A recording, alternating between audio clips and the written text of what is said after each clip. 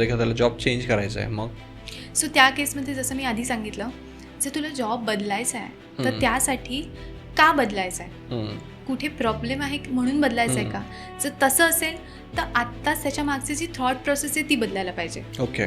तर बऱ्याच वेळेला असं होतं ना, ती थॉट प्रोसेस बदलल्याने ना आत्ताचं वर्क एन्व्हायरमेंट पण छान होतं, मग बरेच लोक जॉब पण नाही सोडत. आणि हे ॲक्च्युली आहेत ह्या सिच्युएशन्स झालेल्या की जिथे आपण आत्ता आपली एनर्जी बदलली ना की कलिग्स पण आपल्याबद्दल बेटर वागायला लागतात. सो एन्व्हायरमेंट चेंज होतं बेसिकली. एक्झॅक्टली, कारण तुम्ही तिकडे बघायचा तुमचा पर्स्पेक्टिव्ह चेंज केलाय.